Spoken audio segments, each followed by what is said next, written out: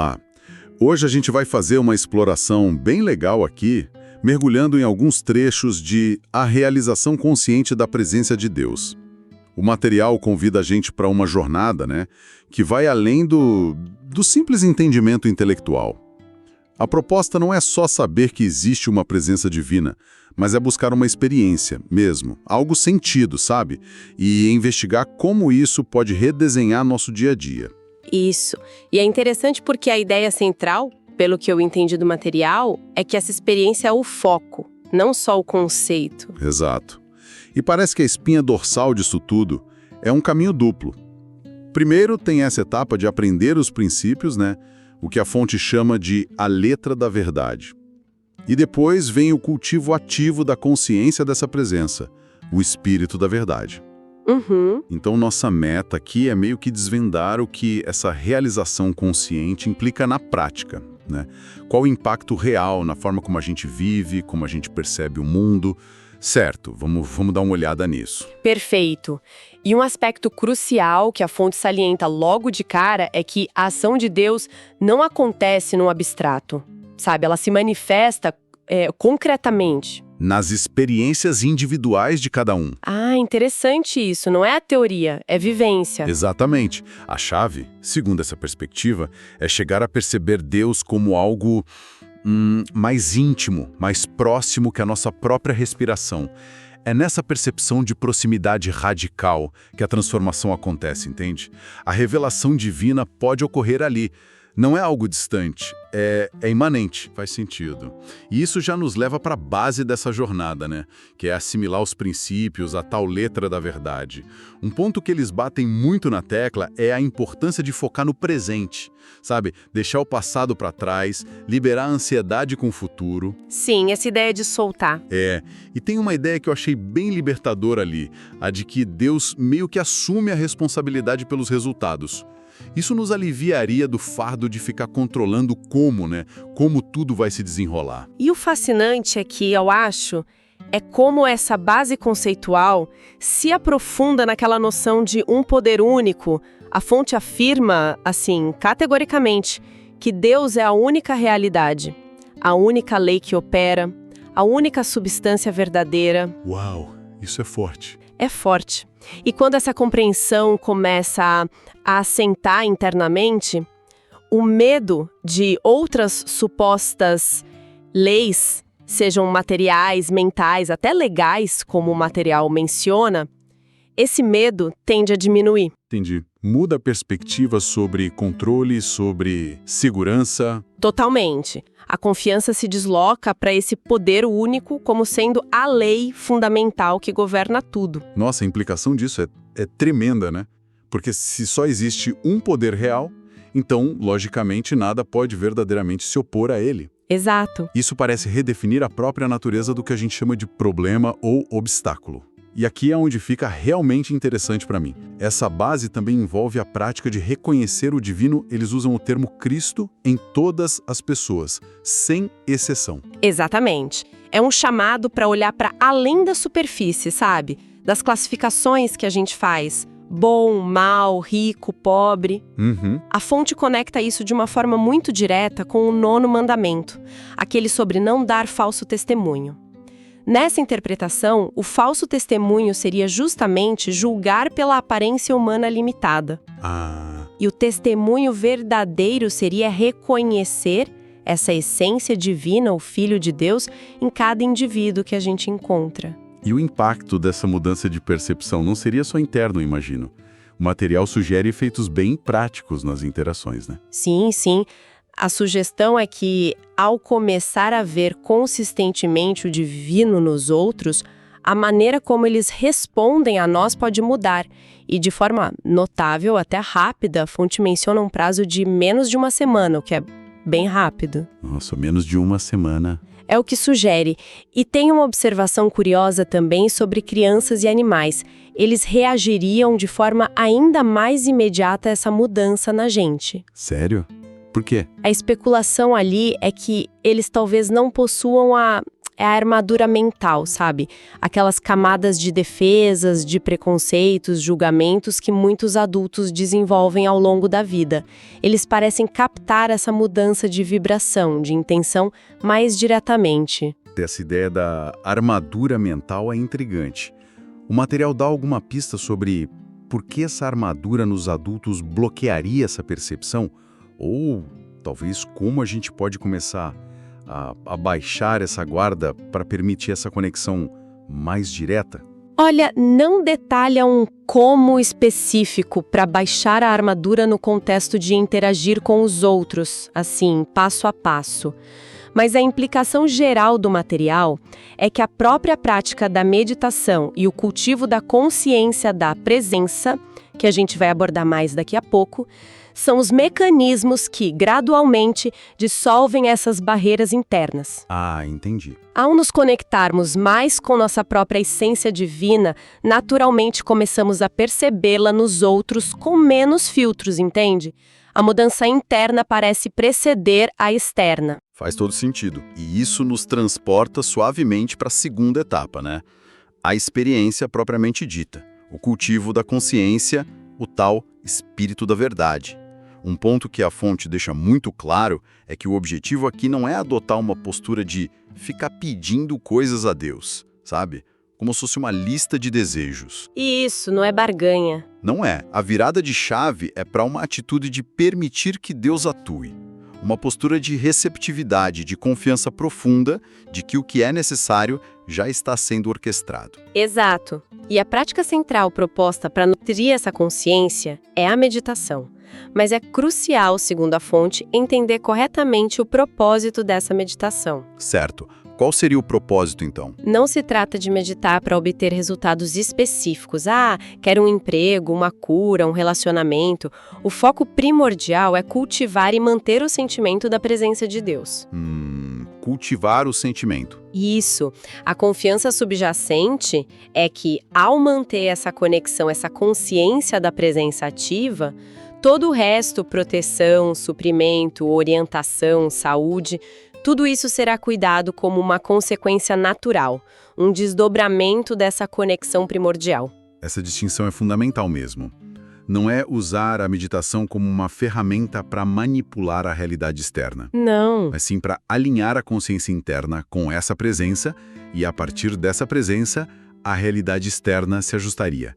É uma inversão do processo usual de buscar soluções lá fora. Precisamente. A fonte descreve um estado de plenitude que emerge dessa realização consciente. É uma sensação de ser completo aqui e agora. Plenitude. Sim, saúde, recursos financeiros, relacionamentos, estado mental.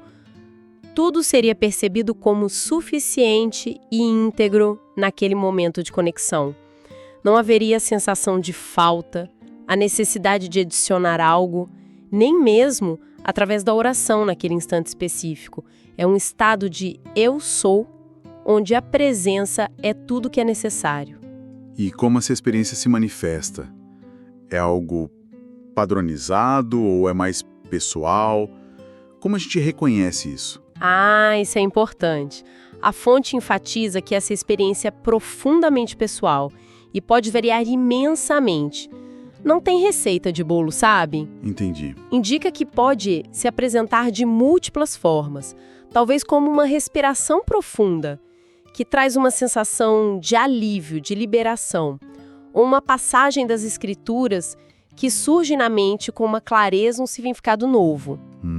Pode ser um sentimento de leveza, como se um fardo invisível tivesse sido removido, ou até algo tão sutil quanto um toque interior, uma sensação de paz inexplicável. Não há uma fórmula única para buscar. Isso sugere, então, que a gente não deve ficar preso a buscar uma manifestação específica que a gente leu ou ouviu falar, mas sim estar aberto a como essa presença se revela para nós individualmente. É uma questão de reconhecimento sensível, talvez. Exatamente. A abertura e a sensibilidade parecem ser mais importantes do que a expectativa de uma forma particular. Isso levanta uma questão importante, aliás, como cada pessoa pode aprender a reconhecer essa experiência sutil no meio do barulho da vida cotidiana. É verdade. A fonte não dá uma resposta única, mas aponta para a prática regular da meditação como caminho para afinar essa sensibilidade interior. É como treinar um músculo, né? Certo. E quando essa consciência deixa de ser só momentos pontuais e começa a se tornar mais constante, aí a gente entra no que a fonte descreve como viver no espírito. É isso. Isso mesmo. É permitir que essa consciência desperta guie as ações, as decisões do dia a dia. E qual o resultado prático disso? Bom, o resultado seria uma diminuição significativa da ansiedade, do medo, porque se percebe que o governo está sobre os seus ombros. É uma metáfora, claro. Sim. Para indicar que a responsabilidade última pela condução da vida não recai sobre o nosso ego limitado, mas sobre essa presença maior. O governo sobre os seus ombros. Gostei disso. E tem um encorajamento interessante para confiar nos impulsos mais elevados, sabe? Nas intuições que surgem a partir dessa conexão. Confiar na intuição. Sim. A fonte chega a assegurar que mesmo os erros cometidos ao tentar seguir sinceramente essa orientação interna serão de alguma forma corrigidos ou neutralizados sem causar danos graves. Existe uma confiança implícita no processo de aprendizado, nesse desdobramento guiado pela presença. Isso transmite uma sensação de segurança muito grande, né? Uma espécie de rede de segurança divina para quem se aventura a viver a partir dessa conexão mais profunda. Exato. Mesmo que a gente erre o passo tentando seguir o espírito, o resultado final não vai ser desastroso. Isso tira um peso enorme daquela busca pela perfeição na ação, né? Sem dúvida. Tira mesmo. E essa confiança se estende também para a questão da provisão, do suprimento, sabe, das necessidades da vida. Ah, como assim? A fonte ilustra Deus como a fonte suprema de tudo que é necessário, independentemente da forma que essa necessidade assuma. Tem aquele exemplo clássico citado, né, embora às vezes atribuído a outros nomes no texto original. Qual o exemplo? A história de Ed Rickenbacker e seus companheiros perdidos no Pacífico durante a Segunda Guerra. Sem recursos convencionais, em alto mar, peixes começaram a pular no bote, pássaros pousavam para serem capturados, até chuva fornecendo água fresca surgiu em momentos críticos. Nossa, essa história é incrível. É uma imagem poderosa da substância divina se manifestando diretamente conforme a necessidade do momento. Exato. A fonte usa uma ideia interessante de uma moeda diferente, que seria válida onde o dinheiro comum não tem valor. O que isso significa na prática, essa moeda diferente? Significa que a presença de Deus, quando realizada conscientemente, opera como a substância e a lei por trás de toda forma.